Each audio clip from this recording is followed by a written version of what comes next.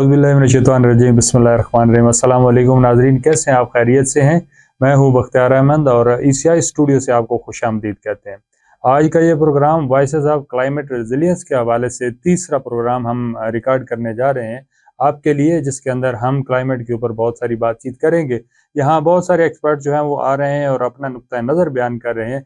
इसी तरह जो पाकिस्तान के नामी और ग्रामी हमारे पास एक्सपर्ट्स मौजूद हैं क्लाइमेट चेंज में से, उनमें से एक ज़बरदस्त शख्सियत का आज हमने इस प्रोग्राम में मुद्दऊ किया है और उनसे हम बहुत सारी अहम गुफ्तगू भी करने जाएंगे। तो हमारे साथ आज इस प्रोग्राम के अंदर फ़ारूक अहमद साहब मौजूद हैं और मैं ये चाहूँगा कि वो अपने हवाले से मुख्तसर सा बताएं और फिर हम अपने प्रोग्राम के बाकी क्वेश्चन की तरफ जाएंगे। फ़ारूक साहब, खुश आमदीद कहते हैं आपको, आपने हमें टाइम दिया। हम चाहेंगे कि नाजरीन को आप अपने हवाले से थोड़ा सा आगाह करें और फिर हम बाकायदा इसकी गुफ्तगू शुरू कर लें। ठीक है जी। सबसे पहले तो मैं आप लोगों का शुक्रिया अदा करना चाहूँगा कि इतने इम्पोर्टेंट टॉपिक पे आज आपने मुझे मौका दिया कि मैं उस पर बात कर सकूँ। मेरा नाम फ़ारूक अहमद है। इस वक्त मैं बेस्ट वे सीमेंट के साथ as a head of environment काम कर रहा हूँ। मेरा एक्सपीरियंस तकरीबन 16-17 साल है in the field of environment. मेरी क्वालिफ़िकेशन भी इन्वायरमेंटल साइंसेस की है। मैं बेस्ट वे के साथ 6 साल से हूँ। इससे पहले मैंने कुछ काम यूएई में किया था, गल्फ़ कंट्रीज़ के लिए। चाइना में, अफ़गानिस्तान में, कतर में मैं काम कर चुका हूँ। पाकिस्तान में मैं हपको के साथ काम करता रहा हूँ, उनके जो पहले हाइड्रो आईपीपी था उसके ऊपर। उसके बाद मैं चाइना 3 गॉर्जेस के साथ मुंसलिक रहा हूँ और करियर का मेरा जो स्टार्ट था वो हैगलर बेली पाकिस्तान के साथ था एज एनवायरनमेंट कंसल्टेंट। तो कंसल्टिंग में भी काम किया है, लोकल डोनर्स के साथ, इंटरनेशनल डोनर्स के साथ, प्रोजेक्ट इम्प्लीमेंटेशन ऑर्गेनाइजेशंस के साथ काम करते करते अब मैं मैन्युफैक्चरिंग में हूँ। और ये मैं बताता चलूँ कि जी आज जो मेरे व्यूज़ हैं वो मेरे पर्सनल व्यूज़ हैं, वो मेरी कंपनी की तरफ से नहीं होंगे। तो एज एन एनवायरनमेंट एक्सपर्ट जो कुछ थोड़ा बहुत मैंने सीखा है तो उस हवाले से मैं अपने इनपुट देना चाहूँगा। ओके, बहुत शुक्रिया फ़ारूक साहब, एक तो आपके टाइम का और माशाल्लाह आपने अपने हवाले से बताया। तो बहुत सारी चीज़ें आपने माशाल्लाह की हुई है क्लाइमेट चेंज के हवाले से, बहुत सारा एक एक्सपीरियंस भी आपके साथ है।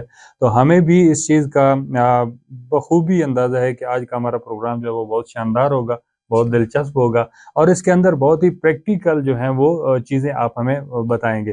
तो हम आगे बढ़ते हैं अपने इस ख़ास एजेंडे की तरफ। तो मेरा एक बड़ा सादा सा क्वेश्चन है, आजकल आपको पता है रिन्यूएबल एनर्जी जो है उसके ऊपर बहुत ज़्यादा बात हो रही है और जो क्लाइमेट चेंज के लोग हैं वो इसे बहुत बेहतर तरीके से समझते भी हैं।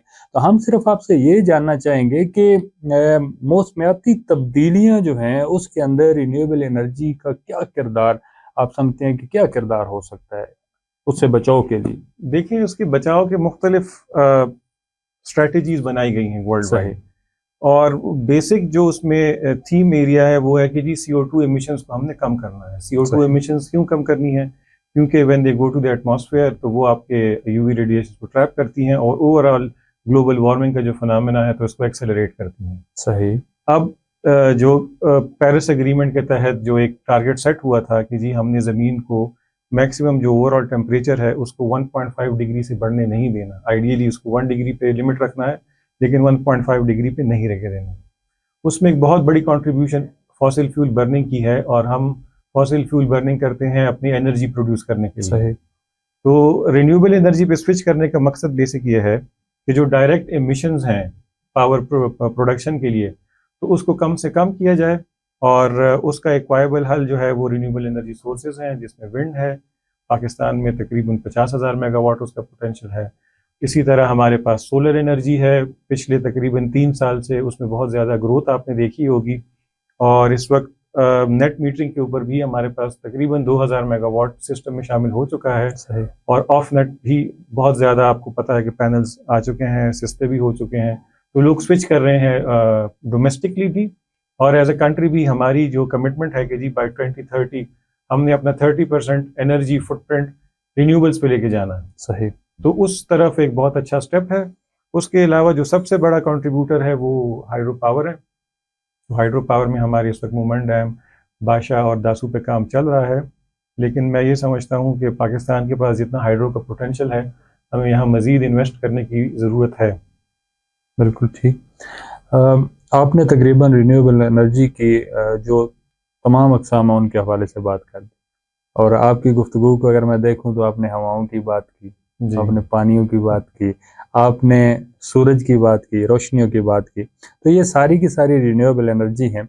मौसमियाती तब्दीली से बचाव के अंदर इनका जो रोल है, आप क्या समझते हैं कि बहुत ही शानदार किस्म का रोल है, जो अब हम मौसमियाती तब्दीलियाँ, जो क्लाइमेट चेंज के मसाइल फेस कर रहे हैं, तो इनमें सारे किसी न किसी तरह अपना रोल अदा कर रहे होंगे। लेकिन हम अगर सोलर एनर्जी के ऊपर आ जाएं, तो सोलर एनर्जी एक तो ये बताइएगा कि कैसे इन बाकी से ज़्यादा मौसर है, और मौसमियाती तब्दीली में बचाव के हवाले से ये कैसे हमें फ़ायदा दे सकते देखें, अगर सोलर की मैं जहाँ तक बात करूँ ना, तो आप विंड को देख लें, उसमें दिन के अंदर भी मुख्तलिफ औकात पे कभी स्पीड कम होती है, कभी ज़्यादा हैं? होती है। बिल्कुल सही। अगर आप हाइड्रो की बात करें तो साल में सिर्फ 2 महीने ऐसे हैं या 1.5 महीना ऐसा है कि जिसमें आपको पीक जनरेशन मिलती है। सही बात। मिसाल के तौर पे हमारा 7,000 मेगावाट का प्लांट है, तो वो सिर्फ उन 2 महीनों में आपको 6 से 7 हज़ार मेगावाट आउटपुट देगा।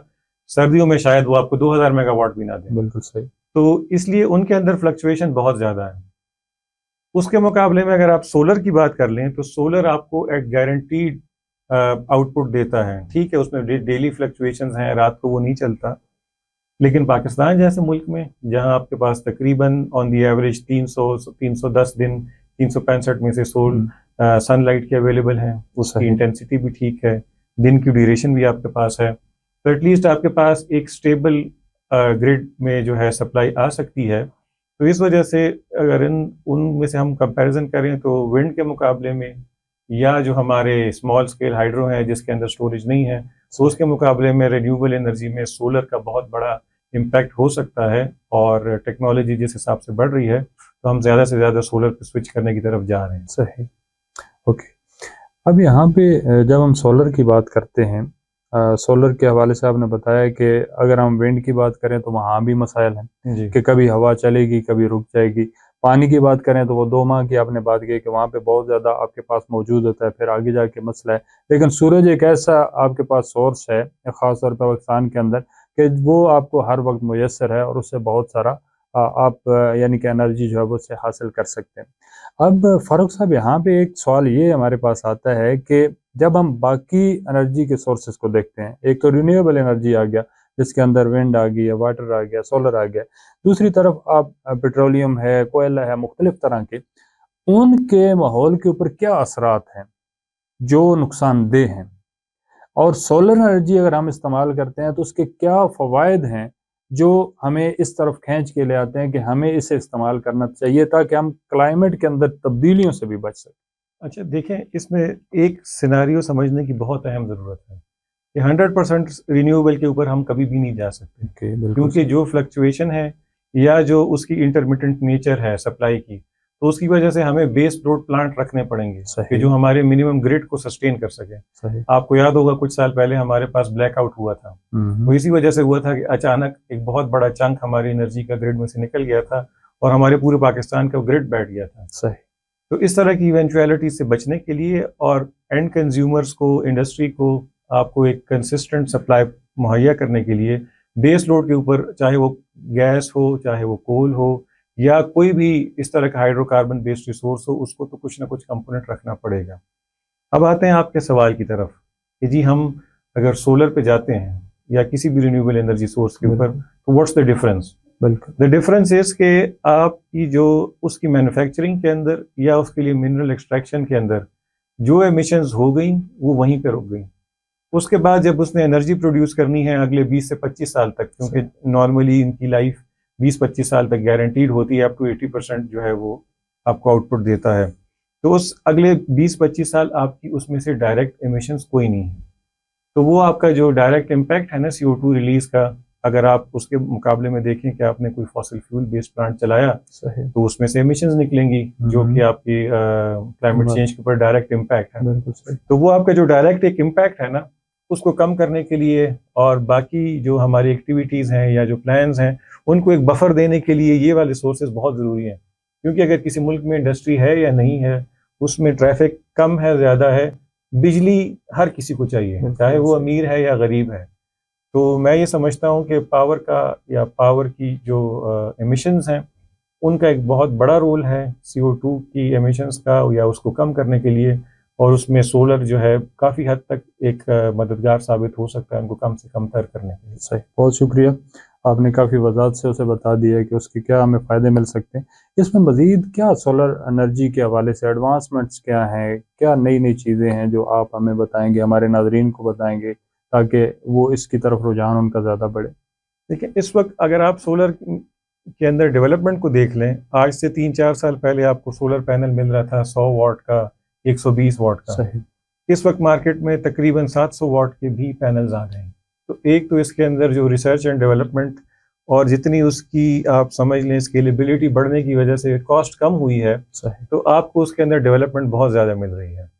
फिर जो अगर आप पाकिस्तान कॉन्टेक्स्ट में बात करते हैं, तो हमारी जो पावर की जो टैरिफ जिस रफ्तार से बढ़ रहा है उसका, बिल्कुल, तो वो आम आदमी के लिए क्या, अब तो अच्छे खासे सफ़ेद पोश लोग भी जो है ना उसको बर्दाश्त अफोर्ड सही नहीं कर बात, सकते। बिल्कुल सही कह रहे हैं। तो इसलिए हमें उसको ये इस तरह से भी देखना चाहिए कि हम उसको अफोर्डेबिलिटी के हवाले से भी देखें कि बिल्कुल सोलर सही, के ऊपर हम स्विच करें तो हमें उसकी कॉस्ट जो है वो रिकवर भी हो जाएगी, और अगर उसके साथ आपका बैटरीज का बैकअप वगैरह है तो आपकी वापडा की यूटिलाइजेशन कम से कम तर होती जाएगी। हुँ, अब वो वापडा के लिए एक और चैलेंज है जो कैपेसिटी पेमेंट्स हैं, लेकिन चूंकि वो आज का हमारा टॉपिक नहीं है तो हम बिल्कुल, उस तरफ नहीं जाते। हम सिर्फ ये देखना चाहेंगे कि एमिशंस में कैसे हेल्पफुल हो सकता है और आम आदमी के इस वक्त जो प्रेशर्स हैं तो उसमें उसको रिलीफ कैसे मिल सकती है। So solar is one of the best options, उसको इम्प्लीमेंट करना चाहिए। ओके, और इस वक्त उनकी कीमतें भी जो है ना, मेरे ख्याल में they are at all time low. Okay, जो पर वॉट उसकी कीमत इस वक्त चल रही है मार्केट में, आज से 2 साल पहले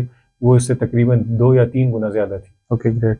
बहुत ज़बरदस्त। फ़ारूक साहब, हमें थोड़ा-सा इस हवाले से अगर आप आगाह करें, क्योंकि सोलर जो है जैसे आपने बताया और तमाम एक्सपर्ट की यही राय है कि हमें इसकी तरफ आना पड़ेगा।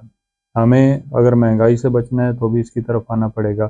अगर हमने क्लाइमेट चेंज के हवाले से कुछ बेहतर काम करना है फिर भी हमें इसकी तरफ आना पड़ेगा। और जदीद जितने भी काम हैं उनको मद्देनज़र रखते हुए हमें किसी न किसी सूरत में इसे अपनाना होगा। अब आम एक आदमी जो है ना उसके ज़हन में ये चीज़ मुंतकिल करना भी थोड़ा-सा मुश्किल है, क्योंकि हम आदी हो चुके हैं कुछ ख़ास चीज़ों के। तो जब सोलर एनर्जी की बात की जाती है तो लोग कहते हैं यार ये कैसे होगा? ठीक है, बहुत सारे यानी कि अच्छे ख़ासे। तो आप क्योंकि एक्सपर्ट भी हैं तो आप क्या कहते हैं कि इदारों को, ऑर्गेनाइजेशंस को, कम्युनिटी की सतह पे जो लोग मौजूद हैं, उनको किस तरह कंट्रीब्यूट करना चाहिए लोगों को अवेयर करने के हवाले से कि सोलर एनर्जी जो है वो हमारे लिए एक बेहतरीन सॉल्यूशन भी है और हमें क्लाइमेट चेंज के हवाले से आने वाले मसाइल से बचा भी सकता है। तो इस पे थोड़ा-सा आप हमें बताएँ। देखें, इसके अंदर आज से कोई 3 साल पहले गवर्नमेंट ने काफ़ी एक कम रेट ऑफ रिटर्न के ऊपर आपको एक स्कीम लॉन्च की थी। मेरे ख्याल से 2 या 5% के ऊपर स्टेट बैंक ने लोगों सही, को लोन दिए थे। तो या तो हमें इस तरह की फाइनेंसिंग के ऊपर फोकस करना चाहिए ताकि लोगों को जो इनिशियल कॉस्ट है, पैनल तो काफ़ी सस्ता है लेकिन उसके साथ आप जो इन्वर्टर लगाएंगे तो उसकी कॉस्ट बहुत बढ़ गई है। सही, अगर आप 10 किलोवाट इन्वर्टर की आजकल बात कर लें तो वो आपको अच्छा इन्वर्टर हाइब्रिड तकरीबन 5-6 लाख 7 लाख रुपए में मिलेगा। तो एक आम आदमी के लिए, मिडिल क्लास आदमी के लिए, अगर आप कॉस्ट ऑफ इंस्टॉलेशन जो इनिशियल है उसको देखें तो वो सबसे बड़ा हर्डल है इस वक्त कि वो अडॉप्ट ना कर सकें। सही, बाकी जितना लोगों ने ऑन ग्रिड या ऑफ ग्रिड सोलर लगा लिया है तो अवेयरनेस लेवल तो इस वक्त काफ़ी है, हर सही, कोई इस तरफ उसका रुझान भी है, लोग लगाना भी चाहते हैं। लेकिन जो एक लास्ट हर्डल आप समझ लें वो यही है कि अगर फाइनेंसिंग के ऊपर थोड़ी सी बात कर ली जाए हुँ, इंस्टॉलमेंट्स पे, या लोगों को सॉफ्ट लोन्स दिए जाएं या कुछ सब्सिडीज़ गवर्नमेंट की तरफ से मिल जाएं, तो उस सूरत हाल में फिर ये है कि जो लोग अभी शायद उस तरफ नहीं जा पा रहे तो वो भी जा सकेंगे। बिल्कुल सही है। तो मतलब ये है कि एक तो सॉफ्ट लोन अगर हों तो उसमें सहूलत मिल सकती है और लोग फ़ायदा उससे हासिल कर सकते हैं। अवेयरनेस तो ऑलरेडी है भी, लेकिन ये है कि हर फ़र्द को, हर इदारे को अपनी सतह पे लोगों को आगाह भी करना चाहिए। जब हम उसके बेनिफिट बताएँगे तो फिर ज़्यादा लोग उसकी तरफ आएँगे। तो आप क्योंकि इस फ़ील्ड के अंदर एक माना हुआ नाम है, तो अगर बड़े-बड़े, आपकी गुफ्तगू में कई दफ़ा वो बातें आई भी हैं, लेकिन अगर स्पेसिफ़िक हम करें तो बड़े-बड़े बेनिफिट या बड़े-बड़े फ़वाइद क्या हो सकते हैं एक एक आम आदमी को, एक इदारे को, एक मुआशरे को, एक मुल्क को, कि अगर हम सारे इस तरफ सोलर एनर्जी की तरफ आ जाएँ? देखिए, फ़ायदे तो काफ़ी हैं, इस वक्त अगर आपको मैं बताऊं कि जी बेस्टवे ने जो सोलर इंस्टॉल किया है, हमारे पास इस वक्त 110 मेगावाट का सोलर प्लांट है, जो कि पूरे खित्ते में सबसे बड़ा सोलर इंस्टॉलेशन है। ज़बरदस्त। और सोलर प्लांट के अलावा हमारे पास वेस्ट हीट रिकवरी है। तो दिन में तकरीबन आप समझ लें कि हम ग्रिड की रिप्लेसमेंट अबाउट 30% कर चुके हैं सोलर से, और 20 to 25% हमारा वेस्ट हीट रिकवरी से है। ज़बरदस्त। तो इसी को आप अगर अपने घर के ऊपर इम्प्लीमेंट कर लें तो दिन में अगर आपके पास ज़्यादा लोड नहीं है, क्योंकि कोई स्कूल जाता है, कोई अपने काम पे जाता है, तो घर में एक आधे फर्द के अलावा ज़्यादातर लोग घर पे दिन में होते नहीं। तो आपकी जो एनर्जी उस वक्त प्रोड्यूस हो रही है सोलर से, तो अगर आप उसमें बैटरीज लगा दें तो रात के लिए काफ़ी देर तक वो आपको बैकअप दे सकता है। सही। दूसरा ये है कि अगर हम थोड़ा सा एक एनर्जी सर्वे कर लें अपने घर का, कि जो हमारे पास पंखे पुराने लगे हुए हैं वो 120 वाट के हैं, और उसकी जगह इस वक्त मार्केट में 30 वाट के पंखे, 20 वाट के, 20 का तो नहीं खैर, लेकिन 30 वाट का पंखा है। सही। तो आप ये देख लें कि उसी बिजली से आप 4 पंखे चला सकते हैं। ज़बरदस्त। फिर एलईडीज हैं। इस तरह की एनर्जी एफिशिएंसी के ऊपर अगर हम जाएं ना, कि सोलर भी इंस्टॉल करें, अपनी एनर्जी की जो प्रैक्टिसेस हैं और लाइट्स को कंज्यूम करने की वो देखें, सनलाइट यूटिलाइजेशन को बढ़ाने की कोशिश करें, तो इस सब का नेट इम्पैक्ट ये आपके पास ये आएगा कि आपकी जो एनर्जी के ऊपर कॉस्ट है या बिल आपके पास आ रहा है, तो वो बहुत हद तक आप 20-30%, 40% तक उसमें रिडक्शन कर सकते हैं। सही। लेकिन उसमें फिर वही हर्डल है इनिशियल इन्वेस्टमेंट का। तो अगर इन्वेस्टमेंट वाला हर्डल ओवरकम किसी तरीके से हो जाए, तो आप देखेंगे कि हमारी जो सोसाइटी है एज अ होल, तो हम एनर्जी एफिशिएंट भी हो जाएंगे और हम सेल्फ रिलायंट भी हो जाएंगे। ज़बरदस्त ज़बरदस्त। एक आम छोटे नॉर्मल घर के लिए कितनी कॉस्ट आ जाती है अगर उसे चलाना हो?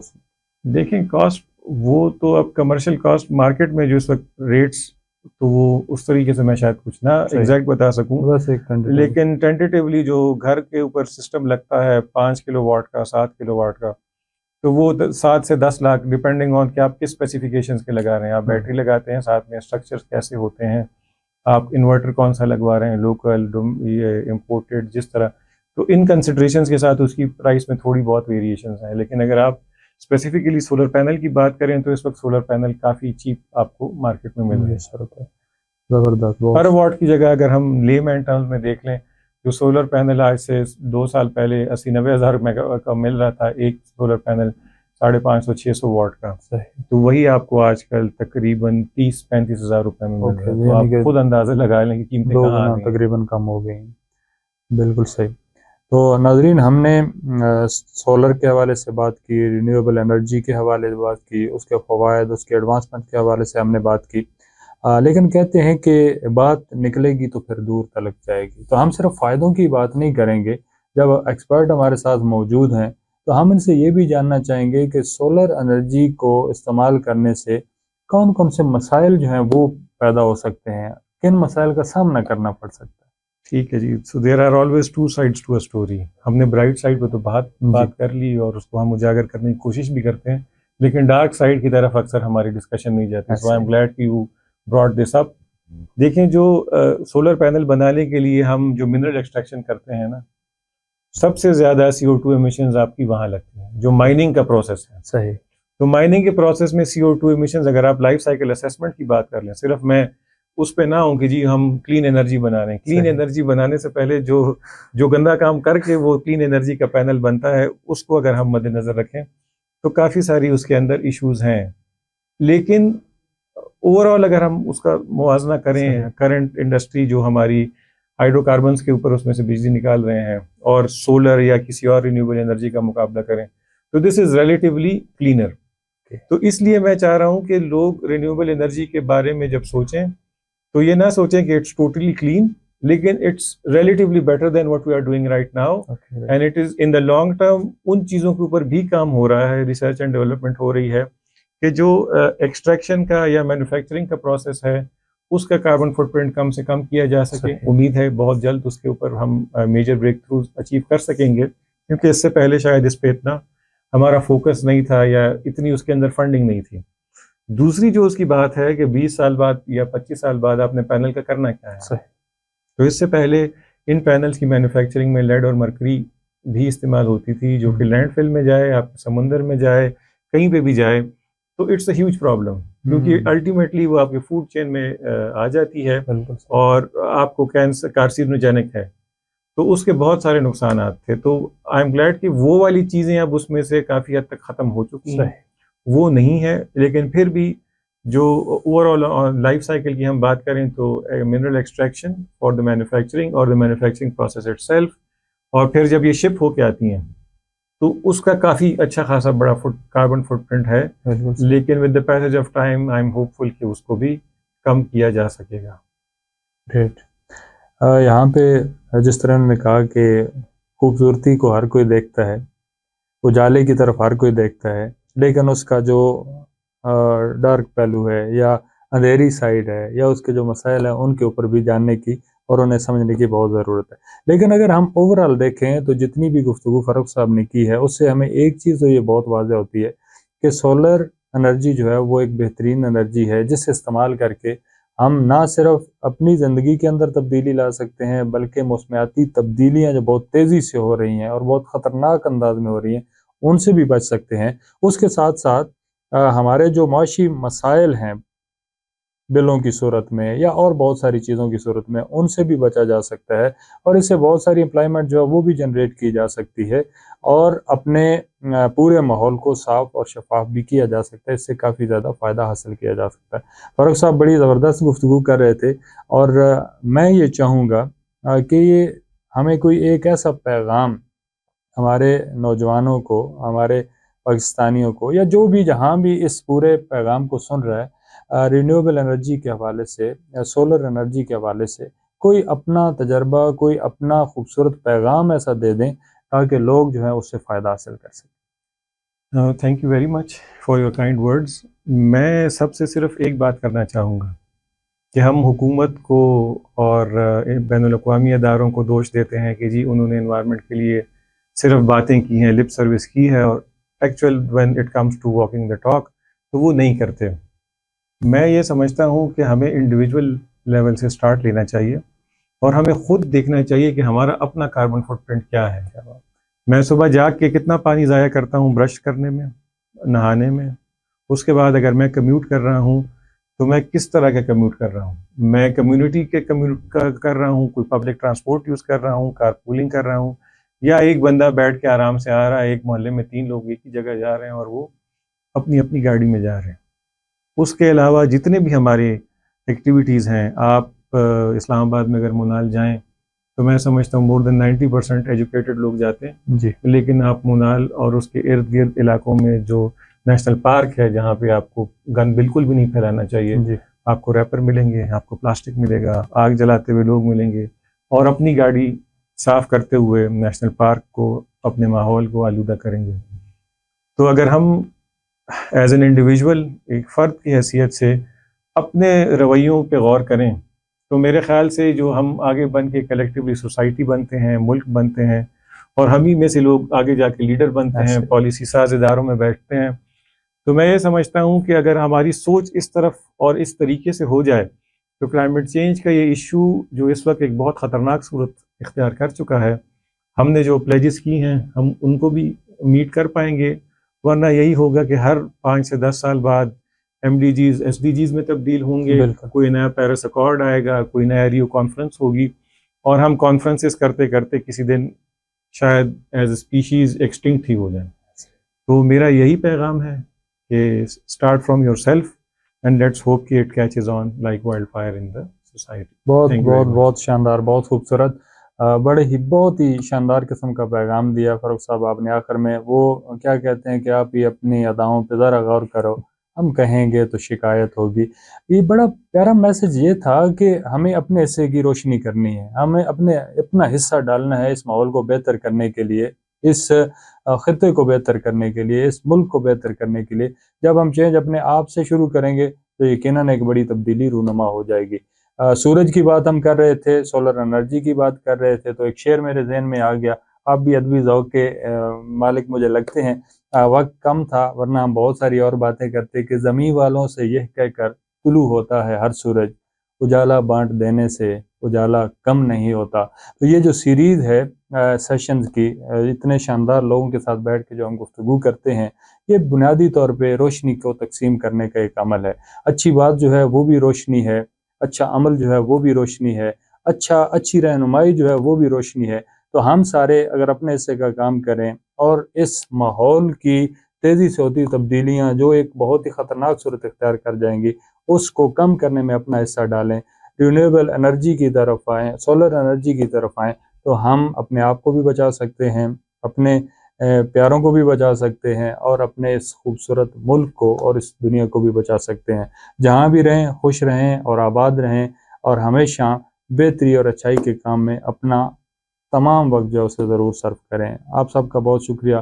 फ़ारूक साहब, आपका बहुत शुक्रिया, आपने हमें टाइम दिया और इंशाल्लाह किसी और प्रोग्राम के अंदर हम बहुत ही तफसीली गुफ्तगू करेंगे और हम उम्मीद करते हैं कि आप आज की तरह फिर भी हमें टाइम देंगे। हमेशा बहुत शुक्रिया साथियों।